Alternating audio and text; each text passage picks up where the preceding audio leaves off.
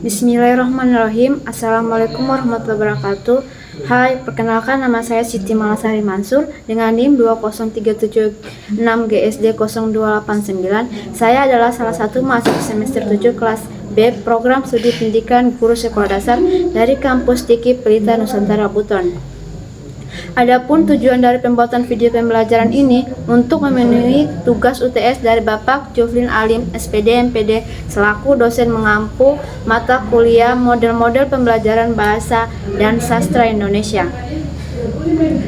Sesuai dengan mata kuliah model pembelajaran bahasa dan sastra Indonesia, saya akan menjelaskan 4 model pembelajaran yang biasa digunakan pada pelajaran bahasa dan sastra Indonesia. Dan 4 model yang akan saya bahas di sini yaitu yang pertama, model pembelajaran Discovery Learning atau DL. Yang kedua, model Inquiry Based Learning atau IBL. Yang ketiga, model pembelajaran Problem Based Learning atau PBL. Dan yang keempat, model pembelajaran Project Based Learning atau PJBL.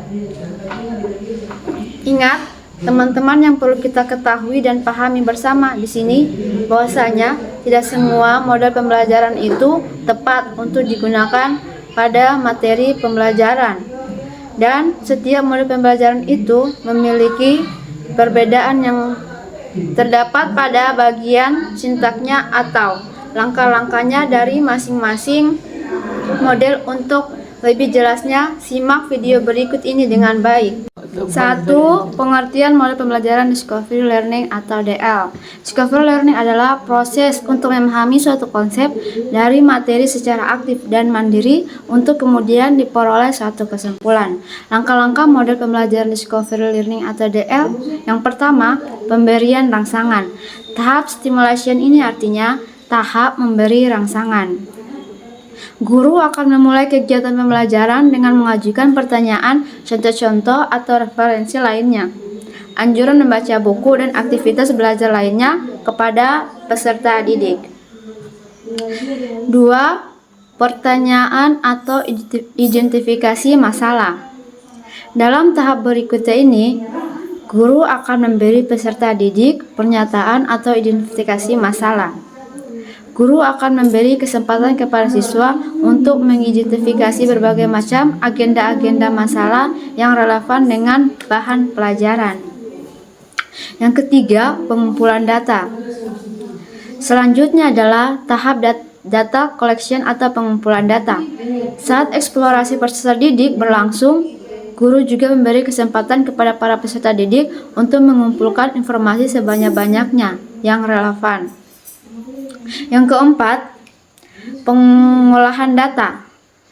Tahap data processing atau pengolahan data merupakan tahap di mana guru mengajak peserta didik untuk melakukan kegiatan mengolah data dan informasi yang telah diperoleh di tahap sebelumnya. Data dan informasi yang sudah dikumpulkan baik lewat wawancara, observasi, dan sebagainya. Yang kelima, pembuktian. Pada tahap ini, guru akan memberi peserta didik kesempatan untuk melakukan pemeriksaan secara cermat dalam membuktikan apakah benar atau tidaknya hipotesis yang telah mereka tetapkan tadi dengan temuan alternatif. Yang keenam, menarik kesimpulan. Ini merupakan tahap terakhir dalam Discovery Learning. Pada tahap ini, guru akan meminta peserta didik untuk menarik sebuah kesimpulan yang dapat dijadikan prinsip umum. Kesimpulan juga berlaku untuk semua kejadian atau masalah yang sama dan memperhatikan hasil verifikasi. 2. Pengertian model pembelajaran Inquiry Based Learning atau IBL. Pembelajaran Inquiry Based Learning adalah sebuah teknik mengajar di mana guru melibatkan siswa di dalam proses belajar melalui penggunaan cara-cara bertanya, aktivitas, problem solving, dan berpikir kritis. Langkah-langkah model pembelajaran Inquiry Based Learning atau IBL. Yang pertama itu dia orientasi masalah. Orientasi masalah adalah tahap dalam mencari topik masalah yang nantinya akan diteliti dapat melewati artikel berita, melewati gambar, tayangan video, ataupun materi yang telah disediakan. Yang kedua, merumuskan masalah siswa, diajak untuk dapat memformulasikan pertanyaan dari penelitian mereka yang berkaitan langsung dengan topik ataupun masalah yang dipilih. Yang ketiga, menyusun hipotesis. Siswa diminta untuk dapat membuat dugaan dari jawaban sementara atas sebuah masalah yang sedang dibahas. Tujuan dari hipotesis yakni untuk mendorong siswa dalam meneliti mengenai kebenaran atas jawaban-jawaban tersebut. Yang keempat, eksplorasi. Siswa akan melakukan pencarian sebuah informasi melewati berbagai sumber semacam buku, jurnal, internet, dan yang lain-lainnya demi mendapatkan informasi yang relevan dengan topik apapun masalah yang sedang diteliti. Yang kelima, menguji hipotesis. Siswa akan melakukan validasi hipotesis mereka dengan cara membandingkan informasi serta hasil penelitian dengan sumber lainnya demi memverifikasi valid ataupun tidak informasi dan juga hipotesis mereka. Yang keenam, membuat kesimpulan. Terakhir yaitu membuat kesimpulan atas hasil penemuan mereka terkait dengan masalah yang diteliti. Mereka akan membuat hasil penelitian serta pengamatan, pengumpulan data, dan juga pengujian hipotesis. 3. Pengertian model pembelajaran Problem Based Learning atau PBL. Problem Based Learning adalah model pembelajaran yang mengutamakan seberapa aktif peserta didik dan berpikir kritis dan selalu terampil ketika dihadapkan pada penyelesaian suatu proses. Berikut 6 langkah-langkah model pembelajaran Problem Based Learning sebagai berikut. 1. Orientasi masalah. Dalam tahap ini, guru terlebih dahulu memberi pemahaman dan penjelasan mengenai tujuan dari pembelajaran. Hal ini dilakukan agar menumbuhkan motivasi belajar dari peserta didik, khususnya pada proses pembelajaran RPP Problem Based Learning. 2. Mengorganisasi peserta didik. Tahap ini guru akan mengorganisasi peserta didik ke dalam sistem belajar dengan memberi tugas setelah ditentukan topik dan penjelasan mengenai proses mengerjakan dan lainnya, sehingga hasil yang didapatkan sesuai dengan harapan. Ketiga, memberi bimbingan. Dalam tahap ini guru akan memberikan bimbingan pada setiap individu maupun kelompok. Tujuannya agar peserta didik bisa mendapatkan sumber atau referensi yang sesuai. Tentunya, sumber yang dimaksud sesuai dengan permasalahan yang sedang dihadapi. Yang keempat, mengembangkan hasil karya. Pada tahap ini, peserta didik mendapatkan bantuan dari guru, khususnya dalam mempersiapkan hasil dari proses pemecahan masalah yang sudah dilakukan kemudian dibentuk dalam sebuah laporan. Yang kelima, melakukan analisis dan evaluasi. Dalam model Problem Based Learning, guru kemudian meminta para siswa agar merefleksikan serta melakukan evaluasi terhadap hasil yang diperoleh.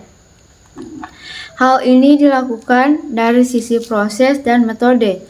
Karena itu harus dilakukan dengan sistematis. Pengertian model pembelajaran Project Based Learning atau PBL. Yang keempat, Project Based Learning atau PJBL adalah model pembelajaran yang menjadikan peserta didik sebagai subjek atau pusat pembelajaran. Menitik beratkan proses belajar yang memiliki hasil akhir berupa produk. Artinya, peserta didik diberi kebebasan untuk menentukan aktivitas belajarnya sendiri, mengejarkan proyek pembelajaran secara kolaboratif sampai diperoleh hasil berupa suatu produk. Itulah mengapa kesuksesan pembelajaran ini sangat dipengaruhi oleh keaktifan peserta didik. Adapun sintak atau langkah-langkah model pembelajaran project based learning adalah sebagai berikut.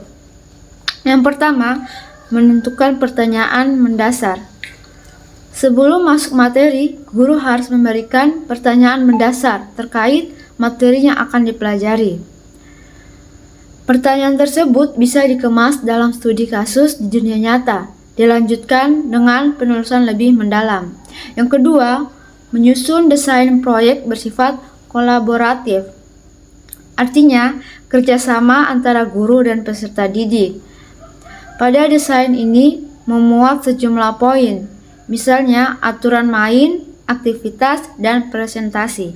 Yang ketiga, membuat jadwal aktivitas setelah guru dan peserta didik menyusun dengan perencanaan proyek, dilanjutkan dengan membuat jadwal aktivitas. Adapun contoh jadwal aktivitasnya adalah sebagai berikut. Menentukan timeline pengejaran, menentukan deadline pengerjaan, menentukan perencanaan baru untuk menyelesaikan proyek, memberikan bimbingan bagi peserta didik yang menggunakan cara di luar proyek. Yang keempat, melakukan monitor pada perkembangan kinerja peserta didik. Selama peserta didik mengerjakan proyek yang ditugaskan, guru harus aktif memonitor kegiatan mereka. Hal itu bertujuan untuk menjaga agar suasana belajar tetap kondusif. Kegiatan monitor bisa dilakukan menggunakan alat perekam atau rubrik. Yang kelima, menguji hasil kinerja peserta didik. Tingkat pencapaian peserta didik dalam menyelesaikan proyek yang tugasnya akan diuji dan dinilai oleh guru. Penilaian ini diharapkan bisa memberikan umpan balik bagi pemahaman peserta didik. Hasil kinerja juga bisa digunakan oleh guru untuk menyusun strategi pada pembelajaran selanjutnya. Yang keenam, mengevaluasi pengalaman. Evaluasi pengalaman berupa refleksi dari kegiatan yang sudah dijalankan. Pada tahap ini, guru bisa melakukan diskusi ringan dengan peserta didik terkait pengalaman selama mengerjakan proyek. Perbedaan dari discovery learning dan inquiry based learning dilihat dari aspek pendekatan pemahaman, di mana discovery learning itu dia lebih menekankan pada penemuan konsep oleh siswa melalui eksplorasi mandiri tanpa panduan langsung. Sedangkan inquiry based learning itu dia melibatkan proses penyelidikan dan penelitian yang lebih struktur, dengan guru memberikan panduan dan dukungan dalam merancang pertanyaan dan menjalankan penelitiannya. Sedangkan dilihat dari aspek proses berpikir siswa, di mana discovery learning itu dia siswa mengandalkan pemikiran induktif dan pengalaman langsung untuk mencapai pemahaman. Sedangkan inquiry based learning itu dia mengembangkan kemampuan siswa untuk merumuskan pertanyaan, merencanakan penelitian, dan menggunakan pemikiran deduktif untuk menarik kesimpulan. Sedangkan perbedaan problem based learning dan project based learning adalah problem based learning memaksa siswa untuk berpikir secara kritis untuk memecahkan masalah yang ada, sedangkan project based learning dia menuntut siswa untuk menciptakan suatu proyek berdasarkan materi yang diajarkan. Selain itu, lama waktu yang diperlukan problem based learning relatif lebih cepat dibandingkan dengan project based learning yang memerlukan waktu cenderung lebih lama. Oke, itu tadi hasil presentasi dari saya tentang penjelasan 4 model pembelajaran dan perbedaan-perbedaan dari keempat model tersebut. Lebih dan kurangnya mohon dimaafkan. Semoga materi ini dapat memberikan manfaat bagi teman-teman yang nonton. Wassalamualaikum warahmatullahi wabarakatuh.